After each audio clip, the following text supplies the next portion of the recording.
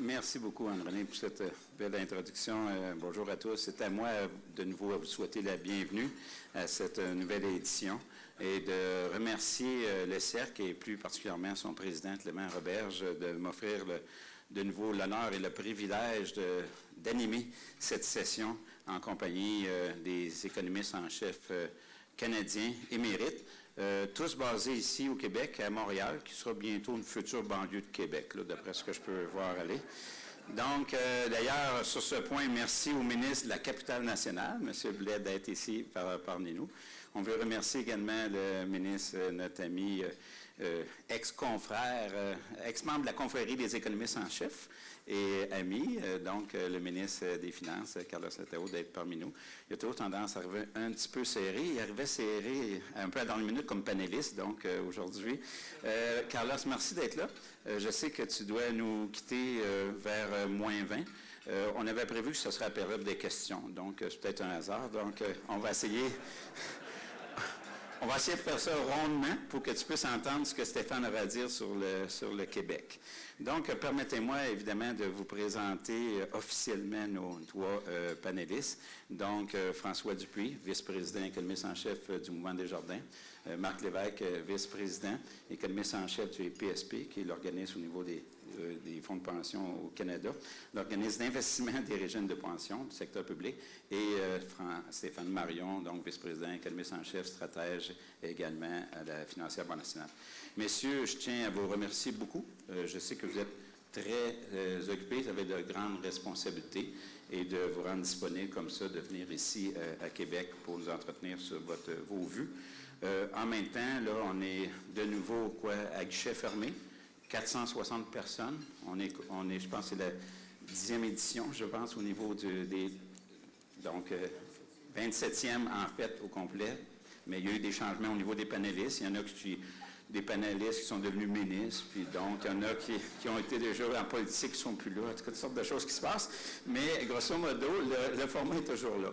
Donc, le fait qu'il y a 460 personnes de nouveau, guichet fermé, ça témoigne bien aussi de l'importance, puis de la gratitude, le respect que la population, les gens de Québec vous accordent, messieurs, d'être là. D'ailleurs, pour sauver un peu de temps, vous allez m'accorder peut-être une dispense. Je ne pensais pas passer à travers vos notes biographiques, d'y aller.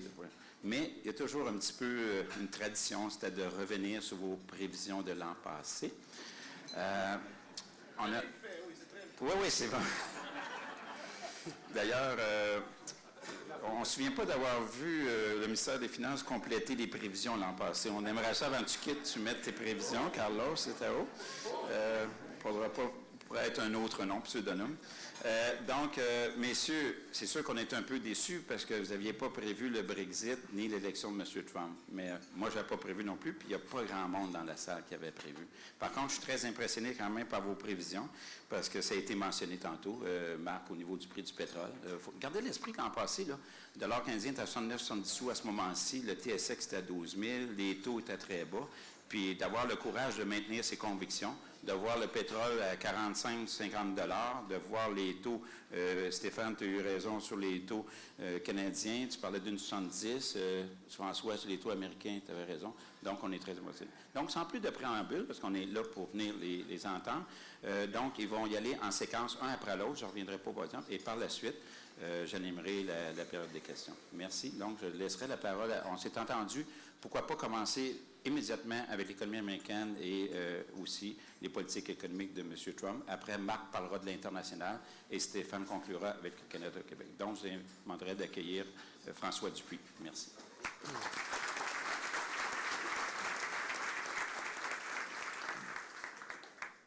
Alors, bonjour tout le monde. Donc, on commence avec l'économie américaine, effectivement. C'est moi qui ai les slides. Donc, la première section sur l'économie, je commencerai par une citation de notre ami Donald, qui a fait le 12 janvier. Je vais la traduire. « Je serai le plus grand créateur d'emplois que Dieu a créé. » Donc, vous voyez, à une semaine de son arrivée, ça commence bien. Puis vous allez voir qu'il y a beaucoup d'autres promesses plus loin. Ça me fait dire qu'il va y avoir, en 2017-2018, beaucoup de nouveaux enjeux. C'est une période avec de profonds changements.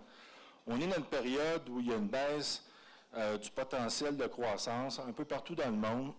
Dans les pays avancés, les pays émergents, on voit que la population vieillit. C'est des fois plus notable, comme au Japon, en Allemagne, même au Québec, on le voit là. Et le fait aussi qu'on a une faible productivité parce que les entreprises n'investissent pas beaucoup. Donc, ça fait en sorte que les économies ont actuellement un taux de croissance qui risque d'être plus faible. En fait, il est plus faible que ce qu'on avait auparavant. Ce qu'on voit aussi comme profond changement, c'est qu'il y a une très forte concurrence sur les marchés d'exportation. Il y a beaucoup de pays qui ont dévalué ou leurs monnaies se sont dépréciées par rapport au dollar américain. Ces pays-là produisent à faible coût. Et c'est très difficile pour certains pays comme le nôtre de pouvoir percer ces pays-là et de gagner des parts de marché ou même de regagner des parts de marché. Il y a toute la notion aussi de la montée du protectionnisme. Cette montée-là, on la voit depuis quand même un certain temps. Depuis la crise des technos de 2000, on a vu que plusieurs pays avaient adopté des mesures protectionnistes entre 2000 et 2008. Et à partir de 2008, ça s'est accentué. La crise a forcé d'autres pays ou a amené plutôt d'autres pays à mettre d'autres mesures protectionnistes. Et là, avec l'arrivée de Donald Trump, là, ça va peut-être prendre un autre niveau encore plus élevé. L'autre changement profond, c'est qu'il y a une hausse abrupte de l'endettement national et mondial. Les taux d'intérêt trop bas, trop longtemps, ont fait en sorte que l'endettement atteint des chiffres astronomiques à travers le monde. Remarquez, dans chaque pays, c'est un peu du cas par cas, mais bon, certains chiffres, vous avez un endettement mondial, tout agent économique confondu, de 250 du PIB mondial, 280 du PIB mondial pour les pays avancés. Juste au Canada, lorsqu'on regarde les ménages, mais on est rendu à 100 du PIB. Donc, c'est un problème qu'il va falloir résoudre. Et ma crainte, c'est que l'endettement, souvent, ça ne se fait pas en douceur. Le problème se résout souvent en douleur. L'avant-dernier changement, vous le savez, c'est l'arrivée surprise de Donald Trump. Ça amène beaucoup d'incertitudes qu'on parlera un peu plus loin. Il a fait beaucoup de promesses qui sont très coûteuses. Ça aussi, on va les voir tantôt. Et finalement, je pense qu'on peut dire qu'on assiste à l'établissement d'un nouvel ordre mondial. Il y a la Chine maintenant qui semble avoir les coudées plus France en Asie. Les Américains veulent se retirer. Il y a déjà 2 accords de libre-échange qui sont en route là, pour l'Asie sous contrôle chinois. Il y a la Russie qui veut prendre plus de place, les États-Unis qui veulent avoir un repli sur soi. Donc, je pense qu'il va y avoir beaucoup de mouvements et ça va être intéressant de suivre l'année. Lorsqu'on regarde le PIB mondial, par contre, depuis 2012, on se rend compte qu'on est dans une trappe de croissance faible. Donc, tous ces facteurs-là ont fait en sorte que, oui, on a eu, après la crise, après la récession de 2009, on a eu 2 années de bonne croissance, mais ça s'est calmé par la suite. Et on est dans une zone qui est relativement modérée. Bonne nouvelle, par contre, pour 2017-2018, ça pourrait s'accélérer un peu. Donc, on ne sortira pas de la zone modérée. On pourrait aller dans la zone satisfaisante. Donc, dans la zone satisfaisante, ça pourrait générer naturellement un peu plus de croissance, plus d'emplois, plus de richesse. Alors, je pense que le monde économique est un peu condamné à rester dans une zone de croissance économique plus faible. Et pour 2017, c'est l'économie américaine qui pourrait amener accélérer davantage la croissance du PIB mondial. On le verra un peu plus loin. Puis pour 2018, il y a d'autres pays émergents qui vont prendre la relève. Si on arrive aux États-Unis maintenant, il y a eu vraiment un changement de ton. Les données économiques étaient assez bonnes durant 2016 et je vous dirais à la fin de à partir de l'automne 2016, en octobre, les données économiques ont été très bonnes, bonne création d'emplois, hausse des revenus, marché de l'habitation qui va bien. Et là est arrivé le discours encourageant, si on veut, de Donald Trump. Et vous voyez après l'élection que l'indice de confiance a augmenté fortement. Ça ici, j'ai mis l'indice de confiance, mais les anticipations des ménages pour les 12 prochains mois. Donc les gens sont extrêmement confiants, peut-être trop. Mais bon, on verra ce qui va se passer. Sur la page suivante, c'est le pendant au niveau de la confiance au niveau des entreprises. Et là aussi, il y a des mouvements très haussiers, surtout au niveau de la confiance des petites entreprises. Ils sont très satisfaits des conditions actuelles et ils sont très heureuses là, des promesses que Donald a fait récemment. Alors, si on en parle des promesses, alors les principales propositions de Donald Trump, naturellement, le gros enjeu, c'est les baisses d'impôts des particuliers et des entreprises. Pour les particuliers, ça représente environ 830 $ américains par ménage. Pour les entreprises, c'est des baisses d'impôts de 35 du taux d'imposition. Ils veulent ramener ça vers 15 %. On verra à la page suivante le coût de ça. De nombreux investissements d'infrastructures. On parle de 1 000 milliards de dollars américains sur 10 ans. C'est énorme. Par contre, ça serait financé beaucoup avec le privé. On parle d'une augmentation des dépenses militaires, mais qui serait contrecarrée par une baisse dans les autres types de dépenses du budget. Comme vous le savez, on parle de renégocier des accords commerciaux. On n'a pas mis beaucoup l'accent sur l'accord avec le Canada, mais ça commence à sortir un peu, comme quoi le Canada ne va pas y échapper. On parle de réduire la réglementation, en particulier dans le domaine financier et dans le domaine énergétique. Je me demande s'ils ont connu la crise financière, eux, pour vous dire ça. Dans les autres, vous savez qu'il y a des débats sur l'immigration, restreindre l'immigration, expulser les immigrants illégaux, une partie des immigrants illégaux. La santé, on veut mettre l'âge dans l'Obamacare. Donc, vous voyez qu'il y a beaucoup de changements. Qu'est-ce qui est dérangeant un peu, c'est que ces prévisions-là, ces promesses-là, selon Donald Trump, c'est que l'économie américaine va pouvoir atteindre un rythme de croissance entre 3,5 et 4 % par année pour les 10 prochaines années. Le potentiel de l'économie américaine en ce moment est légèrement inférieur à 2 %. Alors, en plus, il semble être magicien.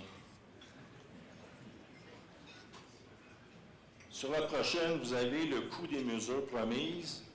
Ces coûts-là, ces mesures-là sont très élevées. Vous avez en bas de la page, on parle de 5 300 milliards de dollars américains sur 10 ans. Ces mesures-là sont également, si elles étaient appliquées, sont très inflationnistes. Donc, c'est sûr que ça va créer de l'inflation. Les points importants, naturellement, c'est les politiques fiscales au niveau de l'impôt des entreprises et des particuliers. Alors, c'est là qu'on voit les plus gros montants. Les infrastructures, comme je vous dis, ça va être un partenariat avec les privés, donc on ne sait pas trop ce qui va arriver. Beaucoup de dépenses pour la défense et l'aide aux vétérans. Donc, vous voyez quand même, là, c'est des sommes qui sont assez considérables et que c'est sûr que le Congrès ne va pas autoriser tout ça, ça me surprendrait beaucoup. Et même les gens dans son parti, son propre parti républicain, je pense qu'il va dire de choisir et de modérer un peu ses actions. Si on appliquait tout ça, alors sur la prochaine, ça donne quoi l'effet sur la dette aux États-Unis? Donc, vous avez le scénario en vert, qui est le scénario fait par le CBO. Le CBO, c'est un organisme du Congrès là, qui est neutre, là, qui fait des prévisions sur les hypothèses budgétaires du gouvernement fédéral. Donc, vous voyez qu'il y avait une augmentation prévue d'ici 10 ans. On passait de 76 % du PIB à 85 %, donc une hausse d'environ 9 %. Tandis que lorsqu'on rentre les hypothèses de Donald Trump, la ligne grise, mais là, on se rend jusqu'à 105 %. Donc, au lieu d'avoir une augmentation de 9 %, c'est pratiquement 30 % de plus du PIB qu'on va avoir. C'est sûr que ce niveau-là, ce n'est pas dramatique. C'est de la dette en dollars américains, c'est la monnaie internationale, c'est peut-être pas dramatique aussi. Il y a beaucoup de pays qui sont dans ces niveaux-là aussi. Par contre, ça peut créer beaucoup d'incertitudes. Ça peut aussi jouer beaucoup sur la pente de rendement. Donc, ça se pourrait que les investisseurs demandent un rendement plus élevé, donc que les taux obligataires soient plus élevés que prévu à terme. Avant de passer au financier et au scénario économique, il y a deux variables qui pourraient nuire. Les deux variables qui pourraient nuire, c'est l'appréciation du dollar américain et la hausse de taux d'intérêt. Donc, il y a des effets positifs, mais en même temps, il y a des variables internes qui pourraient limiter. Finalement, sur le scénario économique, ce que ça va donner, c'est que c'est un scénario qui, à court terme pour 2017, va être un peu plus élevé. Donc, on pense, nous, qu'il va être 0,2 % plus élevé, 2,5 au lieu de 2,3. Mais par la suite, il est probable que le protectionnisme et les tarifs viennent réduire la croissance. Ça se peut qu'il y ait un jeu aussi en 2018. Là, ce n'est pas évident quand les mesures vont être appliquées. Je passe aux financiers. Une autre citation de M. Robert Clich, Robert Shiller, un célèbre économiste. Lui dit finalement qu'est-ce qu'on voit depuis un certain temps, il n'y a rien de fondamental. Et ça ressemble beaucoup à ce qu'on a connu, le président américain de l'époque de la Grande Dépression, là, Calvin Coolidge, qui lui, finalement, tout allait bien, chantant que tout s'écoule. Donc, c'est une citation que je voulais vous montrer. C'est sûr que le marché du travail et les salaires s'accélèrent, c'est une économie au plein emploi. C'est pour ça que la Banque centrale américaine, la Banque centrale américaine a décidé elle nous a annoncé plutôt que les taux d'intérêt étaient pour monter 3 fois en 2017 et un autre 3 fois en 2018. Peut-être que c'est peut-être un peu trop, considérant que les autres banques centrales ne vont pas toucher leur taux d'intérêt. De l'or américain pourrait être beaucoup trop fort. Donc, peut-être y aller de façon plus modérée à 2 hausses, ce serait peut-être mieux. Vous avez ici notre scénario. Donc, pour fin 2017, les fonds fédéraux passeraient de 0,75 à 1,25 et le marché 10 ans pourrait aller jusqu'à 2,80. S'il y avait justement plus de mouvement, peut-être que les taux pourraient monter un peu plus haut là, à ce niveau-là. La dernière acétate, les autres éléments à surveiller. C'est sûr que les hypothèses que Trump pourrait faire à partir du 20 janvier pourraient être différentes. C'est vraiment comme nous, on essaie d'intégrer le plus possible ce qu'on voit, mais ce n'est pas toujours évident. L'autre chose que je veux dire aussi, c'est qu'une politique économique du cas par cas n'est pas optimale. Quand vous commencez à viser les compagnies d'automobiles, ça ne mènera à rien. Je pense que c'est une politique là, qui va déranger tout le monde, qui va créer beaucoup de distorsions. C'est sûr également qu'il y a un risque important de montée du protectionnisme et de la guerre commerciale. Ça ne sera pas bon pour l'économie mondiale, ça ne sera pas bon pour l'économie américaine. Il va falloir qu'ils s'en rendent compte. L'augmentation du niveau d'endettement pourrait soulever, comme je disais tantôt, beaucoup d'incertitudes et pourrait jouer sur la pente de rendement. Donc, on pourrait avoir des taux obligataires plus élevés. Finalement, la réforme de l'immigration, qu'est-ce qu'il veut faire? Ça risque peut-être plus de nuire à l'offre de travail, à la productivité et au potentiel de croissance, considérant qu'ils ont déjà une économie qui est au plein emploi. Donc, beaucoup de mesures douteuses, puis on va attendre de voir ce qu'il va faire pour pouvoir le critiquer encore plus. Merci.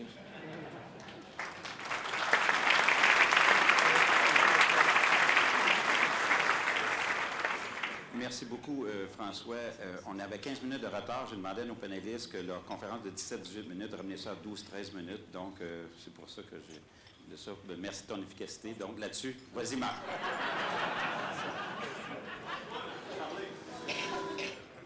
OK. Alors, bonjour, merci beaucoup. OK, parfait. Alors, évidemment, merci pour la mise en place.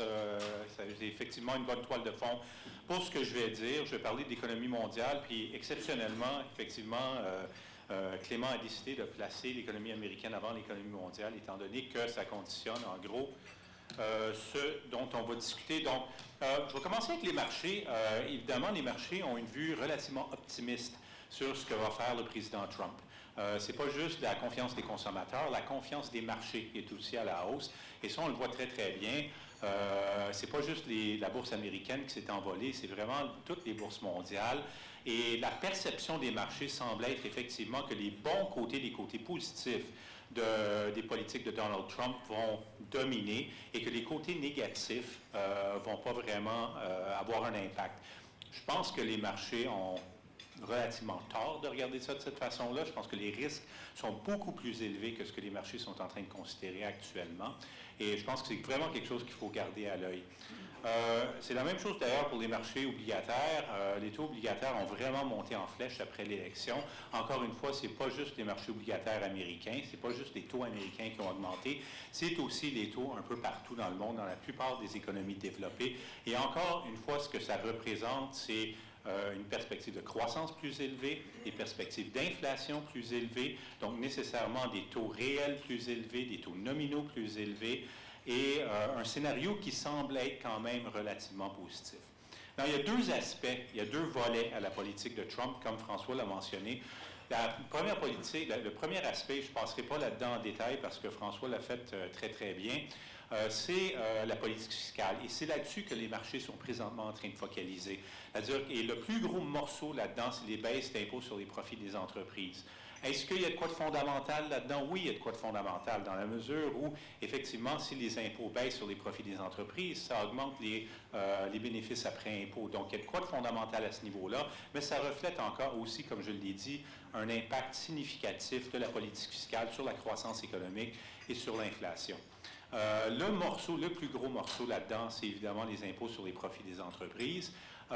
Mais en même temps, il est très, très peu probable, comme François l'a mentionné, que ça finisse par passer, l'entièreté des propositions de Trump finissent par passer le test du Congrès américain. Le Congrès a beau être républicain, mais il y a beaucoup de conservateurs fiscaux parmi les républicains au Congrès. Et l'idée d'augmenter la dette, le ratio dette-PIB aux États-Unis de 77 % cette année à 105 % du PIB en 2026, ne sera pas vu de manière d'un œil particulièrement positif par beaucoup de membres du Congrès. Donc, oui, les politiques fiscales peuvent avoir un impact stimulateur, mais si on avait à faire un scénario, et on l'a fait chez nous, on a fait l'hypothèse qu'à peu près le quart de ce que Trump est en train de proposer passerait le test du Congrès américain. Mais le problème, c'est que ce n'est pas la seule politique, ce ne sont pas les seules politiques que Trump veut mettre en place. Le deuxième aspect, et c'est un aspect significatif, c'est un aspect dont on parle beaucoup dans les journaux, mais auquel les marchés ne semblent pas attachés énormément d'importance, c'est la politique commerciale. La politique commerciale de Trump, c'est une véritable menace pour l'économie mondiale. Ce n'est pas rien. N'oublions pas que la grande crise de 29-33 a été provoquée en grande partie, si on regarde l'ensemble de la période de la dépression, par une montée du protectionnisme au niveau mondial. Le protectionnisme, si c'est généralisé, s'il y a des guerres commerciales, ça peut être extrêmement dommageable. Or, qu'est-ce qu'il propose Trump? Ben, le retrait du partenariat transpacifique, renégociation de l'ANEDA. Il veut déclarer que la Chine est un manipulateur de devises, et je vais revenir là-dessus dans quelques minutes, et des tarifs douaniers ciblant surtout les importations provenant de la Chine et le Mexique.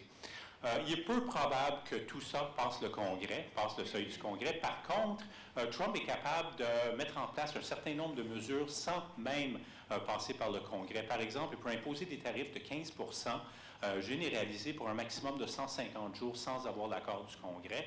Il est fort possible qu'il aille dans cette voie-là. C'est temporaire, évidemment, mais même des mesures temporaires peuvent faire des dommages. Et une des mesures les plus significatives, c'est une proposition de Border Tax Adjustment. Donc, c'est une proposition qui vient des républicains de la Chambre des représentants, c'est une réforme de la fiscalité des entreprises dont l'effet, sans rentrer dans tous les détails, serait équivalent à un tarif sur les importations en provenance d'autres pays vers les États-Unis, un tarif de l'ordre du taux d'imposition sur le profit des entreprises. Donc, Trump veut ramener ça de 35 % à 20 % à peu près, donc ça équivaudrait à un tarif sur toutes les importations qui entrent aux États-Unis de l'ordre d'à peu près 20 %, quelque chose qui pourrait être très dommageable aussi. Donc, il faut garder l'œil là-dessus parce que les journaux commencent juste à en parler, mais c'est quelque chose qui va être débattu au Congrès américain. Bon, et toutes ces mesures protectionnistes-là, ces propositions-là, ont lieu sur une toile de fond de croissance mondiale relativement lente, comme François l'a aussi mentionné. La croissance mondiale est loin d'être rapide, donc on a une toile de fond, la croissance est lente, et pire encore, on a une toile de fond où la croissance du commerce mondial a beaucoup ralenti. C'est quelque chose sur lequel la plupart des économistes se posent beaucoup de questions, à savoir pourquoi est-ce que le commerce a ralenti dans la mesure où, oui, le commerce mondial croît beaucoup, mais beaucoup plus lentement que le produit intérieur brut mondial actuellement. Il y a différentes explications pour ça. Une des explications, c'est le ralentissement de l'investissement mondial, et l'investissement est très intensif en biens commercialisables. Il y a toutes sortes d'explications qui circulent, mais le point que je veux faire ici, c'est que la toile de fond n'est pas une toile de fond particulièrement solide pour quelqu'un qui veut mettre en place des mesures protectionnistes et possiblement provoquer des guerres commerciales. Et en fait, le ralentissement du commerce n'est probablement pas dû, au contraire, à la montée du sentiment protectionniste dans le monde. Ce à quoi on a assisté au cours des 15 dernières années, c'est en fait une baisse des barrières tarifaires un peu partout dans le monde. Ça va renverser de tendance, évidemment, si Trump réussit à mettre en place même une partie de ses propositions. Alors, nous, on a modélisé quels effets auraient les propositions commerciales de Trump et ses politiques fiscales. Donc, on a établi un certain nombre de scénarios. C'est à peu près tout ce qu'on peut faire. On peut faire des hypothèses parce qu'on ne sait pas effectivement ce qui va se produire. Donc, la loi actuelle dans le graphique, c'est tout simplement, il n'y a rien qui change. C'est pré-Trump. Admettons que Trump n'avait pas été élu. Ça aurait été le scénario le plus probable. Trump léger, c'est quelque chose qui est beaucoup plus probable. Il y a une partie des mesures protectionnistes qui sont mises en place. Il y a aussi une partie des mesures fiscales. Et la plateforme de Trump elle-même, c'est notre estimé de l'impact de la totalité, de l'entièreté de la plateforme de Trump si elle devait être mise en place. Et comme vous pouvez le voir, l'impact sur le Mexique serait quand même assez dramatique. C'est le Mexique et la Chine qui seraient les deux pays qui seraient vraiment les plus touchés par ça.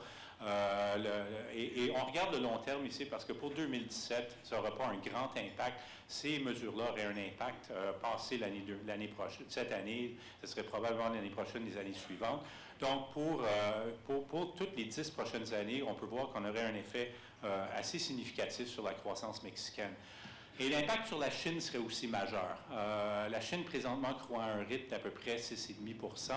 Sous la plateforme de Trump, si l'entièreté des mesures allait être mise en place, on assisterait au cours des 5 prochaines années à un taux de croissance en Chine de l'ordre d'à peine 2 %, ce qui serait assez dramatique. Pour l'économie chinoise, c'est l'équivalent d'une récession. Et évidemment, il y aurait des effets de rebondissement de tout ça, effets de rebondissement sur l'ensemble des marchés émergents en Asie, sur d'autres pays qui sont très exposés à la Chine, comme l'Australie, par exemple, et sur à peu près plusieurs pays d'Amérique latine, notamment le Brésil, qui exporte beaucoup en Chine. Donc, les effets de ça seraient assez dramatiques pour l'économie mondiale. Est-ce que ça va passer, ces propositions-là? Probablement pas, mais il est absolument indiscutable, à mon avis, qu'il y a une partie des propositions que Trump veut mettre en place qui vont finir par passer le Congrès américain et devenir des mesures effectives. Une des choses que Trump veut faire immédiatement, il a dit, donc genre le soir du 20, c'est déclarer que la Chine est un manipulateur de devises. Alors, ça a quelles conséquences, ça? Bien, si la Chine est déclarée manipulatrice de devises, ce qu'elle fait, ce qui se passe, c'est qu'il doit y avoir 1 an de négociation entre la Chine et les États-Unis sur des mesures commerciales correctrices à prendre. Le problème, c'est de savoir qu'est-ce qu'on va négocier au juste. Parce qu'effectivement, la Chine manipule sa devise. Par contre, ce que fait la Chine, c'est de manipuler la devise dans la direction inverse que ce que prétend Trump. Comme vous pouvez le voir par ses réserves en devises étrangères, la Chine est en train d'empêcher sa devise de déprécier trop rapidement et non d'empêcher sa devise d'apprécier. Sa devise est en fait surévaluée si on considère les tendances actuelles du marché. Mais le véritable risque, c'est qu'il y a une guerre commerciale qui s'enclenche entre la Chine et les États-Unis. Les États-Unis mettent en place des mesures contre les importations chinoises. La Chine réplique. Il y a toutes sortes de scénarios très, très là qu'on peut imaginer avec ça. Mais le point central ici, c'est que ces risques-là existent pour le vrai et les marchés ne semblent pas en tenir compte pleinement. L'autre grand risque, le deuxième risque, je pense, qui est presque ignoré actuellement, mais qui commence lentement à refaire surface, surtout avec le discours de mai cette semaine, la première ministre britannique, c'est le Brexit. Et le Brexit, ce n'est pas un risque mineur, c'est un risque qui est majeur aussi pour l'économie mondiale, surtout pour le Royaume-Uni et l'Europe. Et ce qui doit se produire, c'est que le Royaume-Uni va probablement invoquer l'article 50 du traité de Lisbonne avant la fin de mars 2017. Et donc, ça déclenche 2 ans de négociations sur le Brexit. À date, la réaction des marchés a été extrêmement modeste. Ça s'est surtout manifesté par la dépréciation de la livre sterling. Mais il est loin d'être évident. En fait, j'argumenterais que ça ne se produira pas, que les négociations vont se conclure avec le soft Brexit qu'espèrent les investisseurs, c'est-à-dire une situation, un arrangement commercial mutuellement bénéfique qui est semblable, par exemple, à ce qu'ont les pays de l'espace économique européen avec l'Union européenne. Donc, accès complet au marché européen sans beaucoup d'autres conséquences. Les déclarations récentes, que ce soit Theresa May, que ce soit Angela Merkel et d'autres gens influents en Europe, suggèrent en fait qu'un hard Brexit est très probable. Et la raison est très simple, c'est parce que l'Europe n'a pas intérêt à négocier quelque chose de mou. S'ils le font, ça soulève le risque. Qu'il y a d'autres pays qui décident de suivre la voie de la Grande-Bretagne s'il n'y a pas de coût significatif à le faire. Alors, il est très probable que les négociations n'aboutissent pas après 2 ans. Après tout, s'ils veulent conclure un accord de libre-échange avec l'Union européenne, bien, le Canada, ça nous a pris 7 ans y arriver. Il est très, très peu probable que le Royaume-Uni y arrive après seulement 2 ans. Après ça, les règles de l'Organisation mondiale du commerce viennent à s'appliquer. Et si ça se produit, ça a un effet significatif aussi pour la Grande-Bretagne. On a fait des scénarios là aussi, 2 scénarios où c'est les règles de l'Organisation mondiale du commerce qui s'appliquent et un scénario de soft Brexit, donc l'espace économique européen. Et comme vous pouvez le voir, sur le scénario de l'Organisation mondiale du commerce, on se ramasse carrément avec une récession en Grande-Bretagne en 2020 et une croissance extrêmement lente rendue en 2019, une fois que les négociations se terminent. Donc, ce n'est pas un scénario qui est particulièrement jojo. Alors, dans la zone euro, et je vais passer rapidement là-dedans parce qu'il me reste vraiment plus de temps, les économies de la zone euro se portent très, très bien présentement. Par contre, en fait, relativement à leur potentiel de croissance, on voit que la croissance a vraiment repris. Le momentum est certainement là. Le problème est à 2 niveaux en Europe. Le premier niveau, et je vais aller rapidement là-dessus, c'est le fait que la croissance du crédit demeure extrêmement anémique. Le système bancaire, le système financier, le secteur financier dans son ensemble semble toujours engorgé, peu importe ce qu'essaie de faire la Banque centrale européenne pour débloquer tout ça. Et le deuxième problème qui est très significatif est le fait que la démographie est un désastre absolu pour la croissance en Europe. Ça, peu de gens s'en rendent compte, mais des pays, par exemple, comme l'Italie, leur potentiel de croissance économique est présentement à peu près 0 à cause des tendances démographiques. La plupart des autres pays, c'est extrêmement faible. La croissance potentielle de l'Europe dans son ensemble, la zone euro, c'est à peu près 1 %. Ce que ça veut dire, c'est que vous avez une croissance d'1,5 %. C'est positif, c'est bon pour l'Europe. C'est un demi-point de pourcentage au-dessus de leur potentiel de croissance. Donc, l'Europe, nous, on n'est pas bullish du tout pour l'Europe, on est assez négatif, justement parce que, peu importe ce que essaie de faire la BCE, le système financier ne semble pas débloqué et deuxièmement, les tendances démographiques de long terme sont extrêmement négatives. Donc, pour résumer tout ça, les perspectives pour l'économie mondiale, évidemment, sont extrêmement incertaines. C'est tributaire des politiques de la nouvelle administration américaine, le Brexit. Les marchés ont un scénario qui sont, à mon avis, beaucoup trop optimistes et je pense qu'on va le voir cette année. Les risques demeurent significatifs et je pense que l'optimisme, va falloir attendre un peu avant de voir comment tout ça va se matérialiser.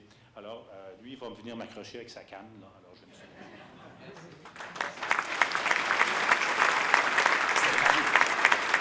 Tu as environ 10 à 12 minutes pour ta vision sur le Québec, puis passer quelques petits messages en présence du ministre.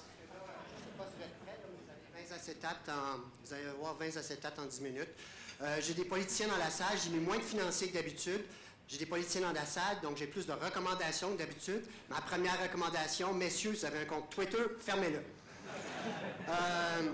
L'économie canadienne, l'année passée, beaucoup de craintes par rapport à l'économie canadienne, mais vous remarquez dans le graphique, le secteur énergétique était le secteur mou de l'économie canadienne. Ça a repléri du poil de la bête.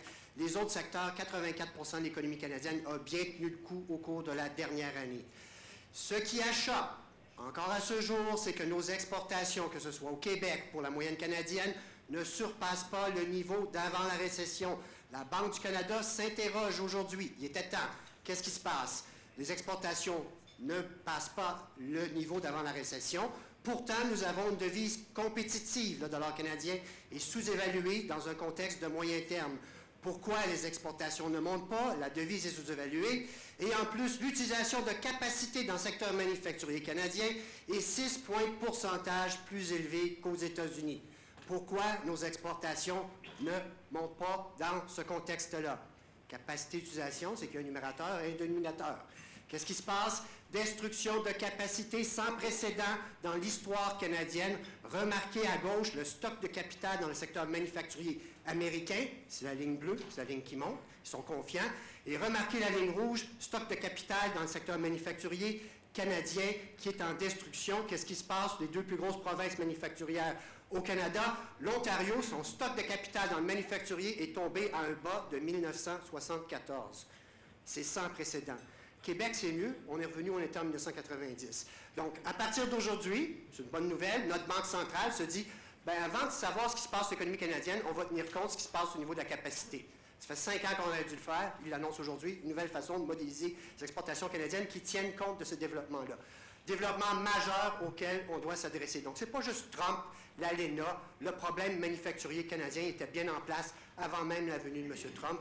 On doit s'attarder à ce phénomène-là. Heureusement, ça ne va pas bien le manufacturier au total en termes de capacité. Par contre, le secteur de l'emploi fait bien. Le Québec fait très, très bien au niveau de la création d'emplois. C'est ce qui soutient l'économie canadienne. Toile de fond cyclique extrêmement favorable au Québec. On a des surplus budgétaires. On a un marché du travail extraordinaire. En fait, on ne le voit pas dans les médias, mais ce qui se passe au niveau du Québec, on est au plein emploi. Taux de chômage le plus bas en plus d'une génération. Et jamais de l'histoire du Québec, j'ai vu autant de gens de 15 à 64 ans travailler, 74,4 %. C'est la première fois qu'on a 3 points de pourcentage plus élevés même que l'Ontario. C'est le plein emploi au Québec. Donc, un facteur cyclique qui va très bien. Vous le voyez au niveau de l'indice de confiance des consommateurs. Ce n'est pas juste chez Trump que c'est élevé. Au Québec aussi, c'est élevé. Peut-être qu'il y a un lien, je ne sais pas.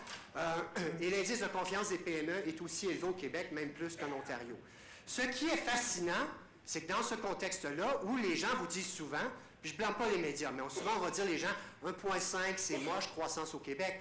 Mais remarquez, à 1,5, 1,7 %, quelle est la principale contrainte au niveau des PME québécoises? La moyenne canadienne, c'est un manque de demande insuffisante. Au Québec, c'est une pénurie de main-d'œuvre qualifiée. Donc, pour la première fois de l'histoire du Québec, j'ai une pénurie de main-d'œuvre avec une croissance de 1,5 ou 1,7 %.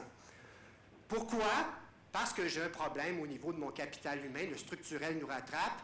Et la meilleure façon d'expliquer ça, c'est regarder, depuis 2014, la population en âge de travailler, les 15 à 64 ans, est en déclin. Nous sommes la seule des 3 grandes provinces où ce phénomène-là s'observe.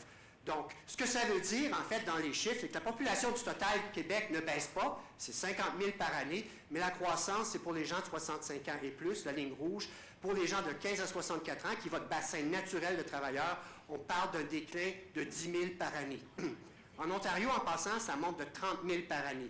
Ce qui veut dire que sur une base relative, il y a une détérioration au niveau du bassin de travailleurs Québec versus Ontario. On va passer de 60 % du bassin des travailleurs d'Ontario, on a déjà été à presque 80 % en passant, puis on se dirige vers les 50 %. Donc, quand vient le temps d'attirer du capital étranger, de dire « venez vous installer au Québec », d'accord, je veux bien, mais en même temps, il faut qu'ils aient accès à un bassin de travailleurs, et le bassin de travailleurs au Québec, présentement, il est en déclin. Donc, on doit adresser ce phénomène-là. Qui plus est, on exacerbe la baisse de notre bassin de travailleurs avec des gens qui quittent le Québec à chaque année pour aller vers d'autres provinces. Donc, on a la pire migration interprovinciale entre le Québec et l'Ontario en 16 ans. Donc, nous exacerbons nous-mêmes nos problèmes structurels au niveau du bassin de travailleurs. Ce que ça veut dire dans les faits, c'est qu'à partir, étant donné ce phénomène-là, c'est qu'à partir de cette année, pour la première fois, la Colombie-Britannique va avoir une croissance de population plus élevée que celle du Québec sur une base soutenue et que l'Ontario va croître 3 fois plus vite que le Québec en termes absolus.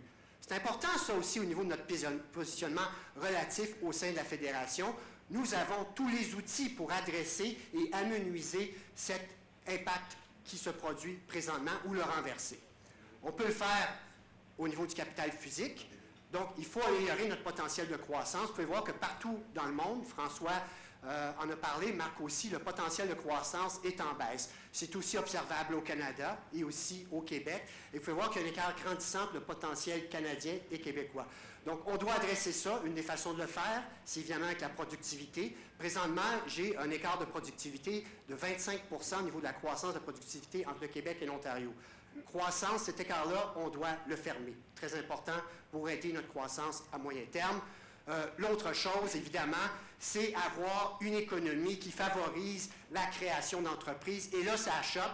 Le Québec traîne la patte au niveau de la formation d'entreprises. Il faut qu'il y ait une réglementation, justement, qui permette aux nouveaux entrepreneurs de trouver une façon de se lancer en affaires. Le gouvernement ne peut pas toujours choisir qui sont les champions et les industries de demain. Donc, très important à ce niveau-là de fermer cet écart avec les autres provinces.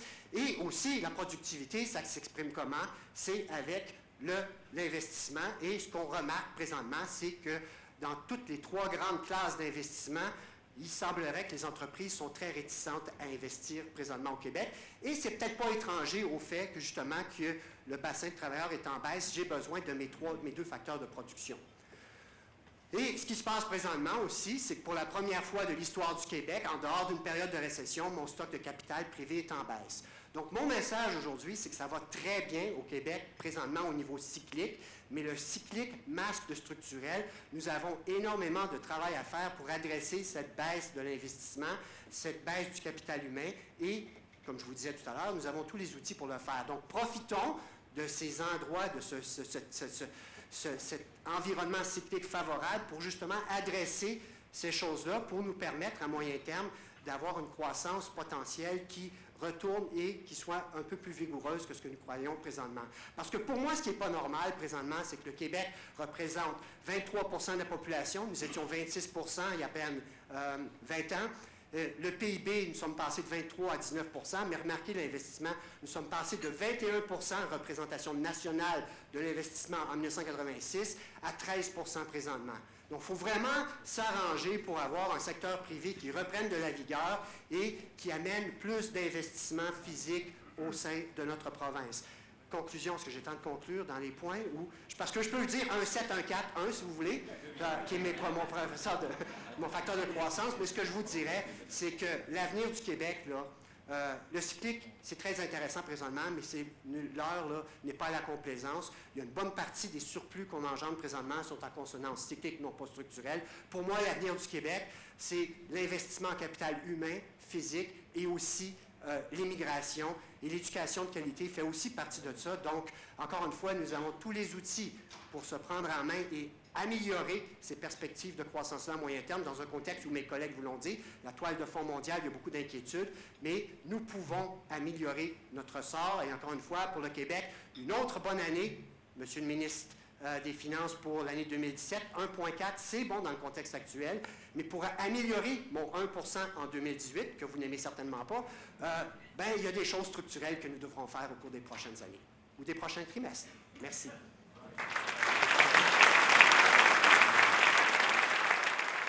Messieurs, encore une fois, bravo, merci de votre efficacité.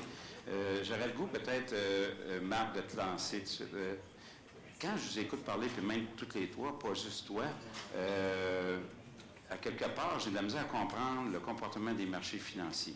Il y a eu quand même un rallye très important depuis le mois de novembre. Comment on peut expliquer ça? On a mis l'emphase juste sur les bonnes nouvelles, puis on discarte les facteurs de risque. J'aimerais que tu parles un peu de ça, de nouveau. En partie, c'est ça. Je ne sais pas, est-ce que vous m'entendez? Oui. OK, en partie, c'est ça. C'est qu'on sait qu'il y a une probabilité très, très élevée qu'il y a une partie des mesures fiscales américaines qui passent au Congrès américain. Parce que ce n'est pas tout qui va passer. Il y a des checks and balances aux États-Unis. Donc, le président ne peut pas faire ce qu'il veut. Et il est à peu près certain qu'il y a une partie de ces mesures fiscales-là qui vont passer. Programme d'infrastructure, par exemple, des baisses sur les profits, sur les impôts sur les profits des sociétés. Il y a beaucoup de républicains qui sont d'accord avec des mesures comme celle-là. Donc, si on regarde ça rationnellement, effectivement, il y a une partie importante, probablement, de ce que Trump veut mettre en place qui va effectivement passer le Congrès. Les mesures protectionnistes, les autres trucs, c'est beaucoup plus flou, c'est moins certain, c'est des menaces, c'est pas évident. Il y a beaucoup de gens à qui moi je parle qui ne croient pas qu'effectivement, il va y avoir des mesures significatives qui vont être prises par Trump malgré ces menaces. Il va y avoir des espèces de négociations un peu floues, des menaces vont donner lieu à des accommodements raisonnables, disons, de la part d'autres pays pour essayer d'éteindre le feu Trump, etc. Donc, ce qui peut se passer sur le plan de la politique commerciale, c'est beaucoup moins clair, moins évident que ce qui va se passer sur le plan fiscal. Donc, je pense que ça a donné lieu à une espèce d'optimisme qui a vraiment alimenté les marchés, mais le point que je voulais faire tantôt, c'est qu'il ne faut pas négliger l'aspect politique commercial. On ne sait pas ce qui peut se produire, ça peut être extrêmement dommageable, et je pense qu'il est très peu probable qu'il ne se passe rien de ce côté-là. François, là-dessus, au niveau de Trump, est-ce que, je regardais un peu tes prévisions et tout, à quelque part, est-ce qu'il n'y en a pas un risque d'avoir une hausse d'inflation beaucoup plus marquée si on commence à aller dans des guerres commerciales, d'imposition sur les importations et peut-être d'avoir des hausses de taux d'intérêt beaucoup plus marquées. D'ailleurs, c'est pas lui qui va s'en plaindre. Il disait que Mme Yellen gardait les taux d'intérêt artificiellement bas. Donc, il serait assez mal placé pour la critiquer. Ton avis là-dessus? Oui. Mais en fait, comme on disait tantôt, c'est difficile de savoir quand toutes ces mesures-là vont rentrer. Puis j'ai l'impression qu'on va y aller par trois batchs, si on veut, trois niveaux de mesures. Les premières mesures, ce qui va rentrer, il va faire des choses pour un peu atténuer la colère des gens. Et qu'est-ce qu'il avait dit? Là, il va peut-être commencer à défaire ce qu'Obama avait fait. Obama a signé beaucoup de décrets, peut-être qu'il va les contre-signer. Obamacare, je pense qu'il va se mettre là-dedans. Son truc de mur avec le Mexique. Donc, un paquet de petites choses au début, je pense qu'il pourrait faire. Après ça, il va rentrer dans des actions peut-être plus budgétaires, où là, il pourrait aller voir jusqu'où il peut aller avec une négociation avec le Congrès, avec son parti.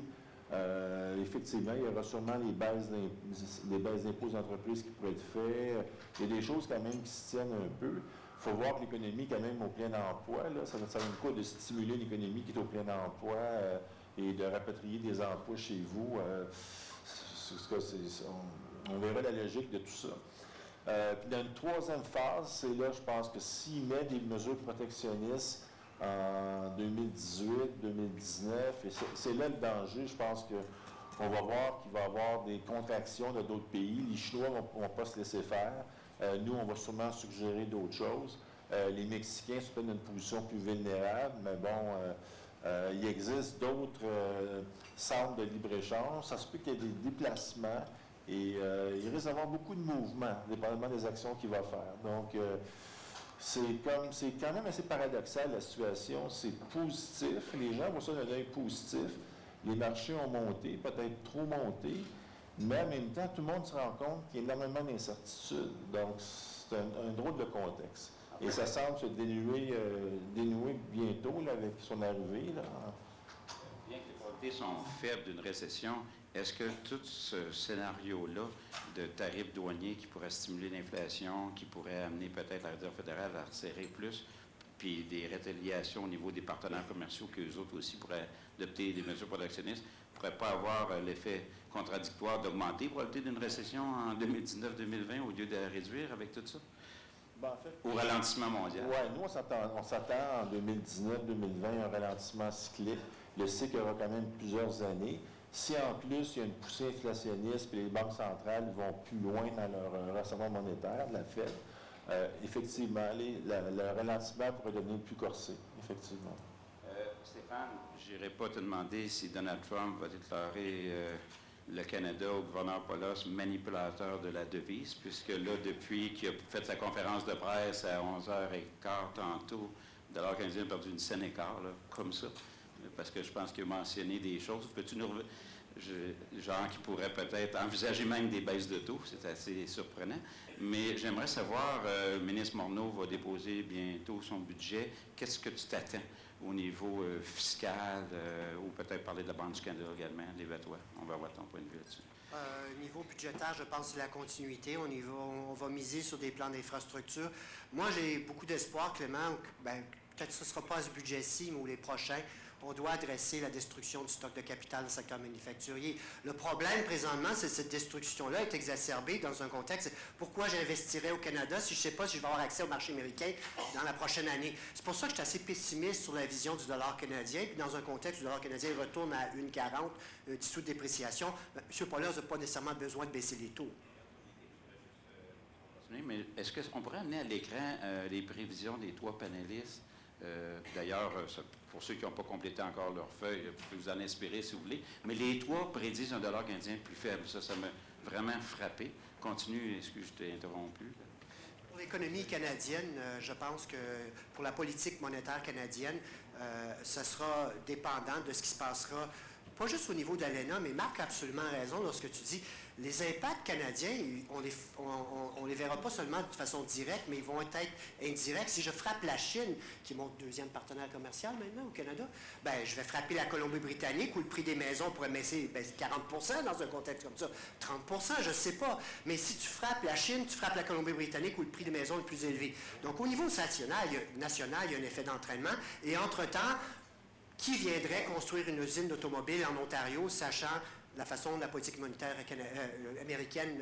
On ne la connaît pas, la politique étrangère américaine, puis Marc a raison. Puis vous le savez, hier, M. Trump a dit « Tous mes ambassadeurs sur des nominations politiques, hop, levez les pattes ». Donc, il n'y a plus de négociations ou de représentation américaine à l'étranger au niveau ambassadeur pour quelques mois. C'est assez extraordinaire. Donc, on ne la connaît pas, cette politique-là. Et on compose avec des humains et avec que des sautes d'humeur peuvent entraîner dans ce contexte-là. Tu mets-tu une certaine probabilité que, peut-être dernière question, que Trump nous arrive avec un lapin qui sort du chapeau, genre une espèce de traité de libre-échange, Royaume-Uni, États-Unis, puis Canada dans le décor? On a quand même la reine comme chef d'État au Canada. C'est tout à fait possible, Clément, mais je pense que tu vas compartimenter des zones et si la zone euro se désintègre à cause du Brexit aussi, c'est pas mieux. Non. Si j'ai la Chine et la zone euro qui vont pas bien, le Canada ira pas mieux, étant donné que j'ai pas de capacité d'exportation. Même si tu veux vendre plus d'autos aux États-Unis présentement, tu n'es pas capable parce que les gens investissent pas au Canada. Donc, sais-tu quoi? J'espère, je me croise les doigts pour le Canada, mais j'ai besoin que la globalisation se maintienne. Merci beaucoup. Il est déjà 1h50. Merci beaucoup de votre indulgence, votre flexibilité, compréhension, d'avoir raccourci chacun. Ça a donné la chance également au ministre des Finances d'entendre votre vision, les opinions sur Québec. Je vais laisser le mot de la fin, c'est Clément. Ça a été un plaisir d'animer et un honneur de nouveau animer cette année cette panel. Merci.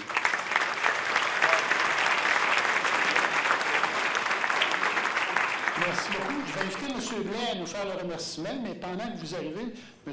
Marion, simplement pour vous dire que la problématique de main-d'œuvre dans la région de Québec, on est très en avance.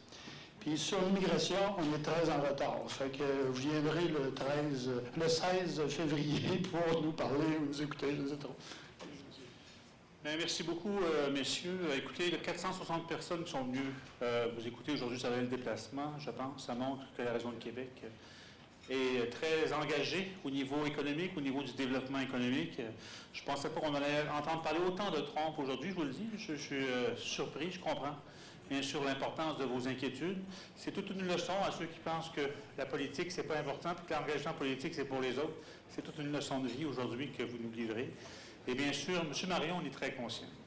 Le gouvernement est très conscient du défi de la main-d'œuvre. Moi, là, je suis responsable d'un rendez-vous national de la main-d'œuvre le 16, dans un mois. La population du Québec ne sait pas, n'est pas au courant de ce dont vous avez parlé aujourd'hui. J'espère, que ce rendez-vous va permettre de conscientiser les gens que le problème de l'emploi, ce n'est pas le chômage, c'est un problème de main-d'œuvre et pour plusieurs années. Les gains, nous pouvons en faire, ils sont à la marge, mais vous avez raison, sont extrêmement importants. Merci pour la pertinence de vos propos. Je vous souhaite un bon retour, bien sûr. Au revoir. Bon après-midi.